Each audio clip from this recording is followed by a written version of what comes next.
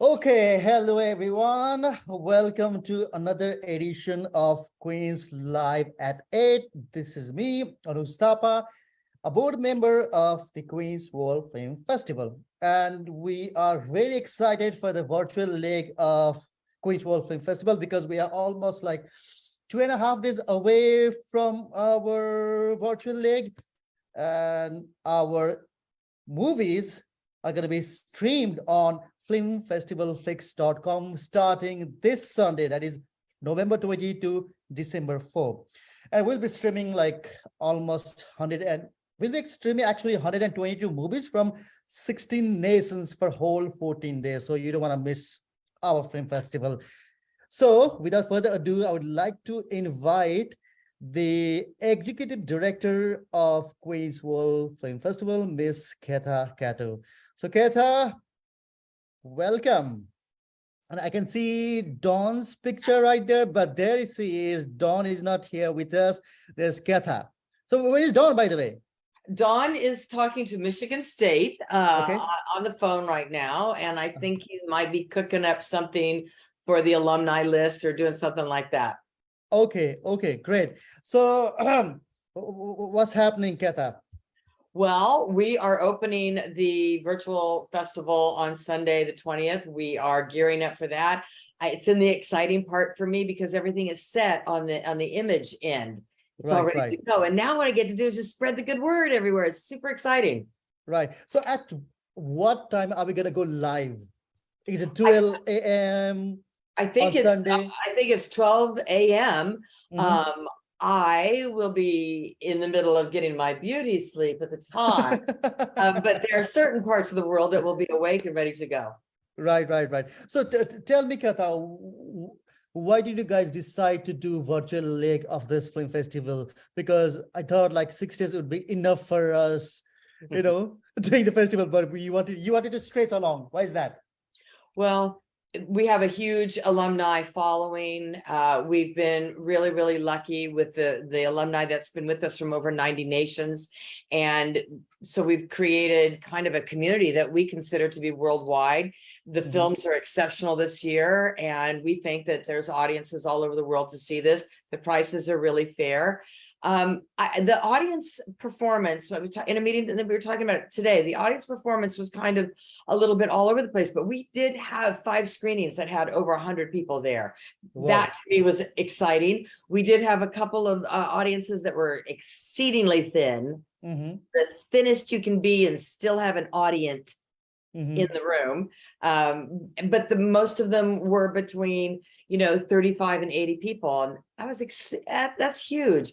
But I think that there's an audience for the film, and Thanksgiving weekend's coming up, and it's perfect time to snuggle down and watch some films.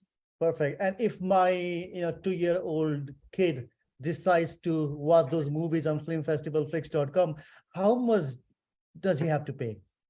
It's $10 for a carousel of shorts, and each carousel, like there's the best of the best shorts, there's dance and experimental shorts, there's shorts that'll make you tremble. There's like anywhere between 8 and 15 shorts on each carousel, and that's $10, and you can watch them all, and you have the entire 2 weeks to do it.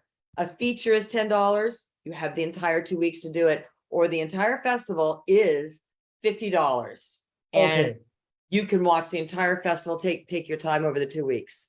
Okay, just to make myself clear. So if my 2-year-old decides to watch all those amazing movies, he just has to pay $50, right? Well, I think actually you have to pay $50. Oh yeah, I have to. Yeah. And there's a few of them that perhaps maybe he shouldn't. Okay. Yes, he has the freedom to do so if he chooses. Okay, and just to make myself clear, so if he just wants to watch, a carousel or a block, how much does he have to pay? $10. $10. And if he wants to watch a full movie, how much does he have to pay? One feature is $10. Okay. So $50 for whole movie. Whole 120 movies. Films, 122 films. Yeah, it's amazing. It's an amazing deal. I think that's a great bargain, right? I think so. I think people are going to like it. And I think that the filmmakers are going to get a lot out of it. And I think it's exciting. Yes, and talking about filmmakers, so now we need to invite the filmmakers who has actually screened at 12th annual Queens World Film Festival. Let's invite them all. And they're gonna pop up right now. There's Neha and there's Trinity. Okay, Neha and Trinity, welcome. Hi. Hi, Katha. Hi, Anuj. Nice to meet you again. Nice to meet you, Neha. And I must tell, Neha is one of the most energetic, hyper, full of adrenaline rush. If you want to like see anybody super energetic, that's Neha. Am I wrong, Katha? Well, I would not call her hyper. I would call her I mean, in a good I would way. call her exceptionally driven and with Uh-huh. an incredible product that she is justifiably excited about. That's the kind of passion that is so exciting to see. She knows what she's got and Right, she's right. spreading the word. It's pretty exciting. And Thank I know, like, she can get things like that. Okay, let's do it. Let's do it. Where are you? I've seen her. I've literally seen her. And unfortunately, I haven't met Trinity at the film festival, so that's my loss, not your, Trinity. So let me give a short introduction about on Neha and Trinity for our viewers. Okay, starting with Neha first. Neha is a multi-passionate creator, filmmaker, entrepreneur, author, and commercial artist with over 18 years of storytelling background. Originally from India, which is my neighboring country. I'm from Nepal. She has worked on short films, documentaries, web shows, and more. And in this year, Queens World Film Festival, she premiered her directorial venture, Yasodhara, Buddha's Wife. No prizes for guessing. It's a story of Buddha's wife. And there, so we have Trinity Ansaha. Trinity was born and raised in Decatur, Georgia, graduated from Savannah College of Arts and Design. Trinity started her life there as a sequential major, then transferred to animation to better focus on storytelling and concept. And this year, she premiered her directorial venture, which was an animated movie called Overcome. So I think actually there are a lot of things I needed to spill out about Neha and Trinity, but I trimmed it down so that we can squeeze everything possible in this half an hour. So thank you, Neha, and thank you to Trinity for joining us. Yes, Thank you for having me. for having us here. Ketha, you go. I'm just going to pop off because this is really their time. But my eyes are so happy to see these two women right here. Right. I'm looking at the new guard of story, and I'm looking at the new guard of new media, etc. And I think we're in exceptional hands. I do want to share really quick good news. Okay. Tomorrow, New York Public Radio is announcing that we are one of their culture picks for the virtual festival. I mean, that's crazy to me. And that's because of the people that I'm looking at. It's because of your contribution. And Neha is a driving force between getting the word out. And she has done an exceptional job, Thank you so much, Katha, for this opportunity to be able to serve the festival in this way. And also, to stand here with my project, mentored by Dawn, of course. So thank you so much. Yeah. I'm going to leave because it's all about you guys. But man, thank you so much for being here. I'm here no matter what you guys need. All right. Okay. Thank you, Ketha, and give our regards to Dawn. Okay, there goes Ketha. Now it's Neha, Trinity, and I. So starting with Neha. So, Neha, tell me what got you into filmmaking, movie making? Anuj, honestly, from the time I was little, I was in school, I was very interested in theaters. In school, we used to have these theater plays and all, and I would always participate in them. And, it was always like a family gathering time. Like I remember we were in India, and back then we didn't have too many channels. My father used to bring like a VHS tape home, and we would have like a family time watching movies together. It was like a thing which would bring us together in that sense. And it just was imbibed in my spirit in that sense, that this is the most powerful way to say a story. Like I love saying stories, but you can write a story, you can paint pictures, but there's nothing as immersive as cinema. And I was like, okay, if I want to say a story, can I say it with this medium? And that really got me excited, and I was like, okay, let's pick up the camera and do something. Maybe something will come about. Okay, and Trinity, I'm gonna throw the same question at you.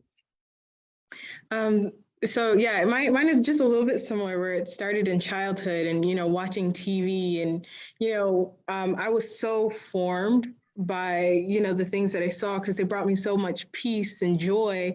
And then my grandmother gave me like this little flip book, and it moved.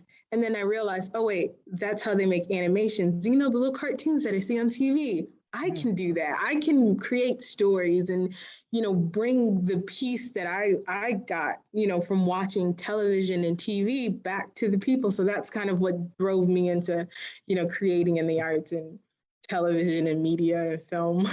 Right. And the good thing about, the good thing is like people who haven't watched your amazing movie, they can still watch on filmfestivalflix.com starting this Sunday. So in the meantime, I'm going to be sharing a promo of Neha's movie, Yashodhara, Buddha's Wife, right now, so that people can see what they can expect. Okay, it's time to share it now.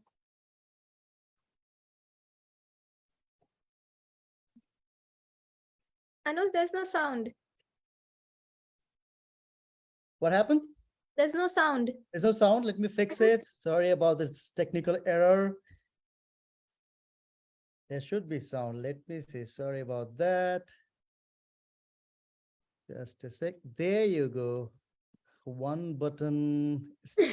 All it takes is one button. Just a sec. Sorry, guys. Right button. Hey.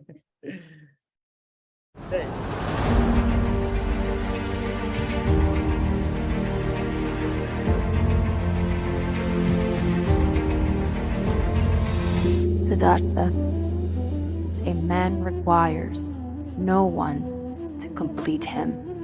Is that the whole truth?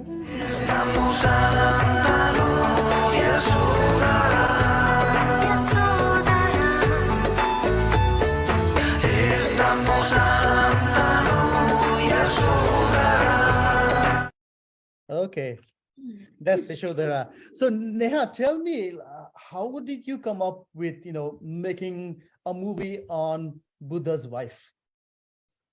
I know there was a time in my life which was like a low point, and I sort of did not want to continue with my life anymore. There was this whole phase in my life, and I was under the medical guidance of my Ayurveda practitioner from India. His name is Dr. Shailendra Chaube, and there was a point where it's like, there's no point. Like I just don't want it, and I don't want to continue. And that night he sent me a poem. And that poem was Yashodhara.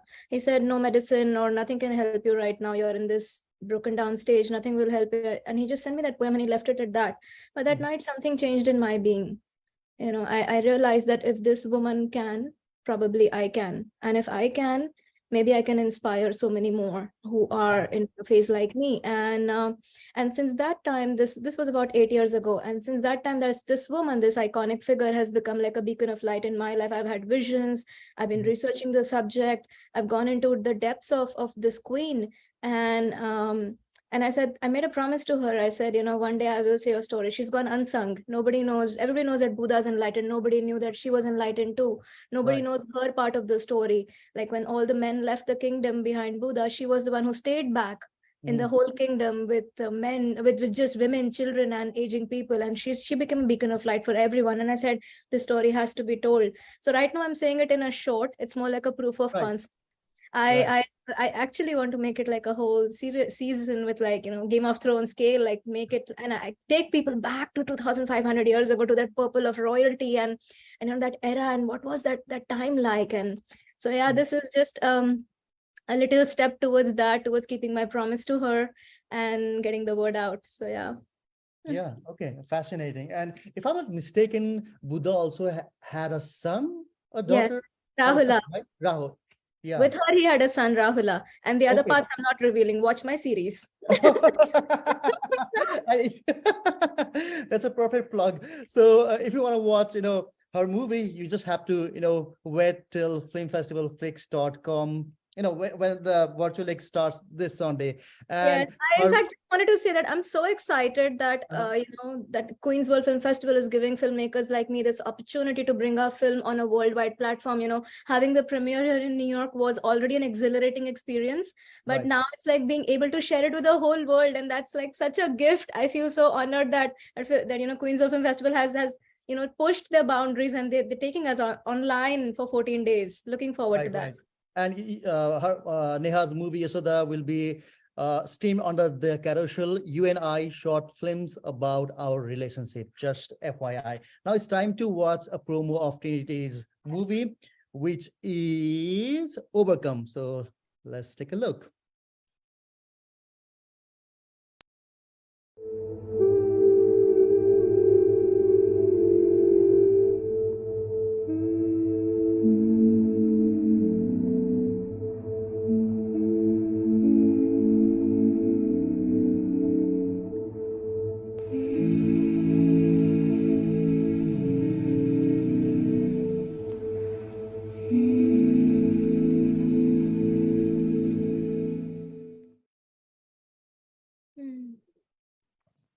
So interesting. So Trinity, help me understand, what is this story about?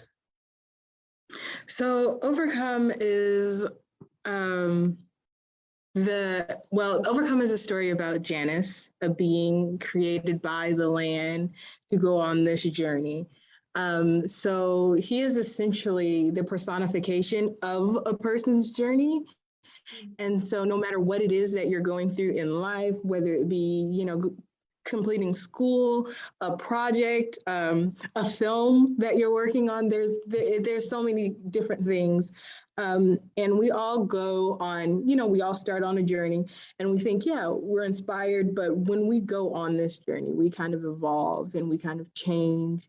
And there are moments of doubt where we don't necessarily believe in ourselves. And this film is the message for everyone and anyone who's going on any kind of journey, any kind of self exploration, to know that you can do it, and not to give up, and that you're almost there, keep going. And so that's what this film is. This film is that person's journey to let you can keep going. And yes, there are more mountains, and yes, there are more journeys that we can go on, but as long as you keep going, that's when you keep growing and you keep learning more about yourselves, and things kind of evolve and you overcome. Right. And really, this is a short animated movie which is under 4 minutes. Now, tell me, how long did it take you to make this movie, starting from pitching to the final product? It took me about a year. Yeah. This was a film project for my senior class, my final year at SCAD, and so it started spring of 2020 was when I had, the idea to pitch it. The story has lived in my heart since 2015, but, the working on it didn't truly start until 2020 and all the way up until now. Right. And Neha, have you guys met each other at the festival? Of course. Oh, I was the unlucky one. Yes. The girls have got together. Anus, you missed out. That's on me. That's unlucky of me. So Neha, when filmmakers meet each other, what do you guys talk about? Films. No prizes for guessing, right? Yeah, and also, I'm always curious to know where the other person is from, what inspires them, what really got them to make this particular story. Like, I am a curious child in my heart, and I like to have these conversations which show me more of them and their soul in that sense, and where they come from, so those are very interesting conversations. And then sometimes they land up being longer than an hour and then they turn to becoming better friends than just a fellow filmmaker. So yeah, I cherish all of them. Right. And if I'm not mistaken, this is the first time Neha and Trinity have submitted a film in Queen's World Film Festival. Am I right? Right. So tell me, what made you decide to submit your movie at Queen's World Film Festival, starting with you, Trinity? So while looking, there are hundreds of thousands of film festivals to submit to. At first, I was really just staying close to home in Georgia. And then, I was like, oh, New York. And, I read their little synopsis and what the film was about. And everyone just looked so in love with film. And then there was a dance category and an animation category. And there were so many different categories of so many different types of films. And it was such a melting pot of just film wonderfulness. And I just felt so drawn to it. And it was one of the only festivals that I submitted to that was, not close to home. Right. And I have people that I know in New York. And so it was, that was kind of the thing that kind of really drew me into the festival. I'm so glad I got to be a part of it, because I was right. It's such a melting pot of films and filmmakers and so many different types of people that you meet from all over the world. It's just such a wonderful thing. Right. And yeah, for those who is watching right now, Neha hasn't left. She is actually plugging power to her computer because her machine is out of energy right now. So she's making sure like it gets all the juice. Anyway, so Trinity. I am back. Oh, Ta-da! back. Did you So- miss me? Not really. I was good actually talking to Trinity. Can you like go away, Neha? Not talking to you. So Not okay. talking to you. Bye. Neha, Interview's over. Fine. I'm gonna throw a tantrum now. Oh, okay. She's acting like a diva now. Okay, Neha, you haven't become a diva yet. Wait. Okay, fine. Fine. Okay, get to so live. I'm asking the same question at you. Like, what made you decide to submit your movie at Queen's World Film Festival? So essentially 2 reasons. Anuj, I came to New York a little more than a year ago for my film degree. And when I came, this was one of my dreams, to be part of the Queen's World Film Festival, because my professor, Don Preston Cairo, is the artistic director of this festival. And for me, while there are thousands of festivals in the world, what matters to me is where my people are, people who have coached me, who have trained me, or who are my elders, in that sense. And for me to be selected by them and be part of that festival was so much special. There are hundreds of students. He could have chosen anybody, but he did choose my film. He liked it, and he sort of stood by it. He held my hand from script to screen. Like, can you imagine that? Like when I was writing this script, he was there. He was my script writing professor, and then he mentored me through it like a baby, like a child, saying okay. And then he made sure that I was on the big screen. Like he mentored me through it. So this was a very special experience for me, right from script to screen, to be at this festival. And secondly, because Queen Yashodhara has to be at the Queen's World Festival. Like, Queen she has to be. She has to be. Like I don't want to go to door to like 5,000 festivals. That's just not me. I just believe that you do one festival, you do it right, and you'll get everything that you want out of it. So I just wanted to do one and do it right. And I'm very happy that I was part of this. Right. And by the way, I'm just curious, how is Dawn as a professor? Oh my God, I just hope I get to learn more and more and more and just be around him. Just being around him is so inspiring. He has stories to tell you. He has examples and inspiration and real work that he's done. And he always has so much to add to whatever you're creating, And what I love about him is he's very receptive, unlike some other professors who will just pinpoint and say, this is bullshit, or your idea doesn't work. Even if he wants to say that, the way he does that is saying, you may want to try this.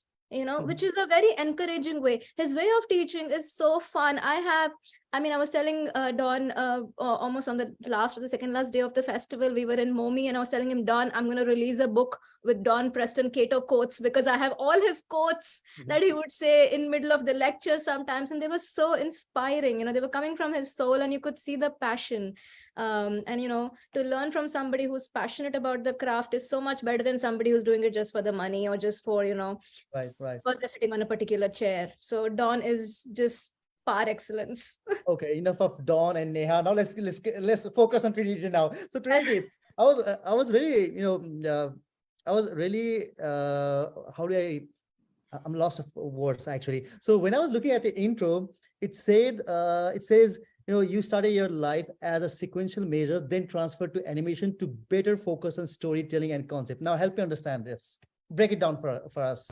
Okay, so my SCAD journey is a very interesting one, because I feel like I'm a jack of many trades, and I'm so passionate about so many things. And so going into school, I was like, yeah, I just want to do animation. And then when you learn about animation, you learn that there's so many different avenues. And I wanted to do storyboarding, but at the time there wasn't anything that was specifically geared to like the storytelling sketch of like the building roadmap making of like an animation or a story. So I went to sequential art because I felt that was the most, that was the closest thing that I had to, like sequential art, storyboarding, like the sequential art of, storytelling. So it was more based off in like comics and things like that. And that's something I still like to do. And many people also kind of went that route. But then they changed the majors where, they split up animation. So it wasn't just, animating, they had like story and concept. So like it really went into depth about like the storytelling and how you visually want to like express what's happening with your characters or in the story or like the mood. And so that's where I felt more drawn. So I switched my major twice, from animation to sequential art to animation, story, and concept. That was more geared and more specific to my goals and path. Though I do still have a sequel minor, because I was like, I can't throw that away. I learned too much to not, I still care about it. So that's where I ended up. Right. So, whenever I talk to any filmmakers, I always ask this particular question. That is this a great time to be a filmmaker because of the advent of new OTT platforms like Netflix, or maybe be it YouTube? There's so many platforms where you can actually show your work. So is it a great time to be a creator, movie maker, filmmaker? I think it's an absolutely wonderful time to be a filmmaker, especially since the entire world was put on pause. And so everyone was looking for something, looking to something. And there are so many people who have something like a voice and, they have something to tell. This is the perfect time because people are going to sit down and they're going to listen, and then also because the world had to be on pause, your mind has to think of creative ways to, invent and create and storytell and get that message across to your fellow filmmakers or viewers or watchers or avid lovers of film and media. So I think it's a wonderful time, and I think people they're hungry for it at this point. Right. I think people are really, really excited about film and what it's shaping to be. I think what film is turning out to be and what it's shaping to be, it's going to be great. I think it's going in a really wonderful direction. Right. And Neha, obviously, I know that India is a big market and there are a lot of stories to tell in India. And these days, like whenever I watch Amazon Prime, Netflix, there's so many Indian, Indian stories based in regional language or be it Hindi language. So tell me, like, is it a great time to be a creator even in India? Honestly, Anuj, I want to question you back. When was it not a good time to be a filmmaker? When was it not a good time to be a storyteller? I just feel that as a race, as humans, we grow and we learn through our stories.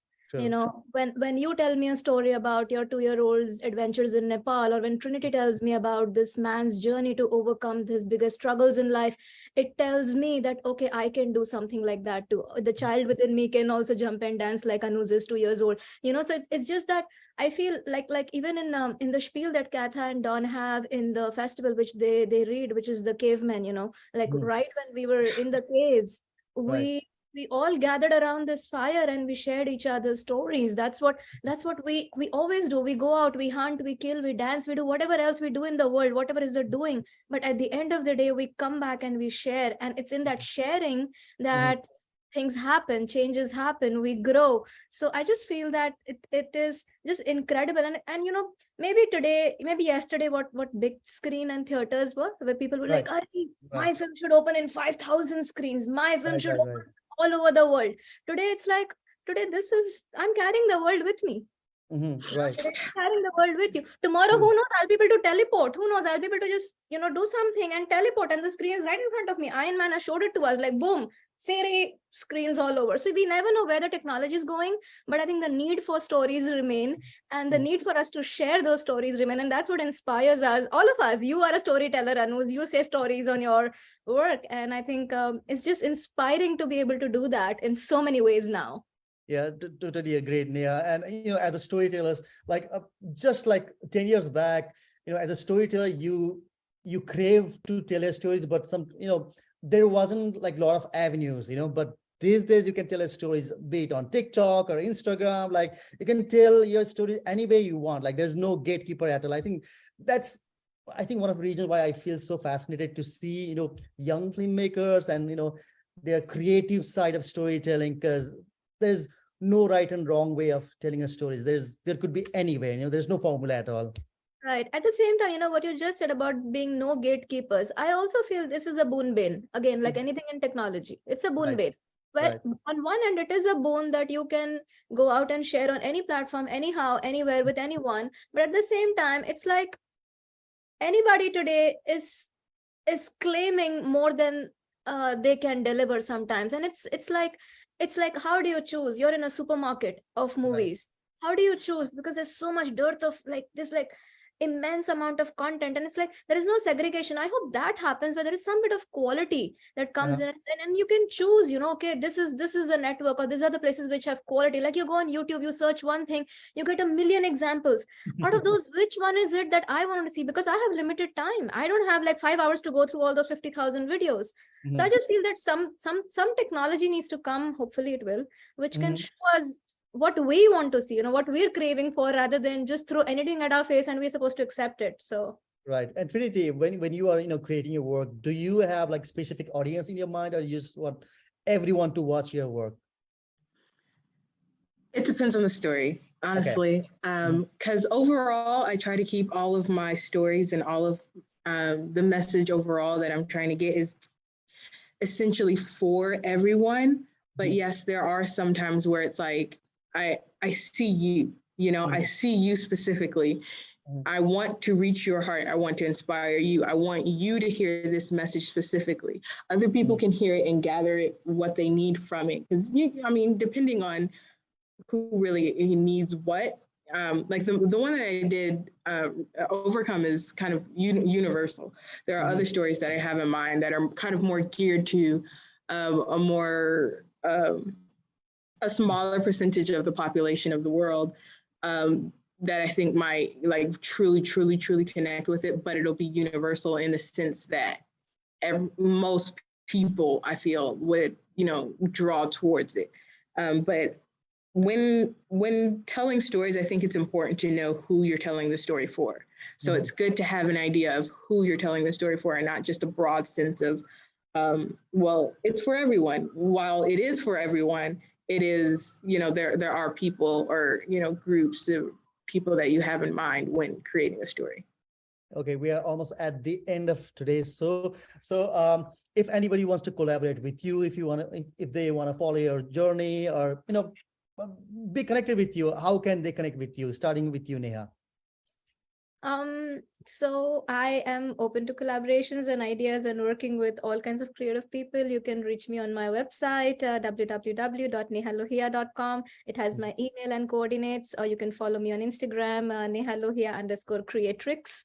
And I would love to hear from from creative collaborators. In fact, with Trinity, I'm going to write to you because there's an animation project I've been sketching for the longest time, and I don't know how to animate. I don't know how to animate. I know to draw.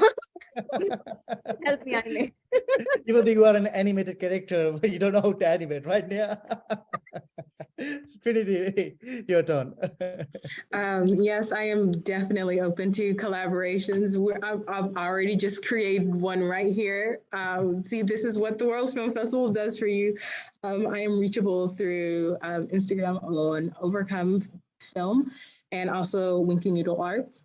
My website is currently under construction, and there you can email me and we can collab. I'm open to the world. Okay. Yeah. Thank you, Neha. Thank you, Trinity, for joining us today. Thank you so much. Thank you so much. I hope the world sees all our films from November 20th to December 4 on filmfestivalflix.com. Okay. Bye. Thank you. Bye-bye. Bye-bye. Bye. Bye. So they were Trinity and Neha. And if you want to watch their amazing movies, then all you gotta do is wait till November 20 comes, because on that day we're gonna be streaming the virtual leg of Queens World Film Festival, and we'll be streaming 122 movies from 16 nations for 14 days. And yeah, you can watch their amazing movies at filmfestivalflix.com starting this Sunday. Okay, it's time for me to get out of here. So we'll hopefully catch you tomorrow, same time at 8 p.m. So until then, goodbye. Have a good day wherever you are.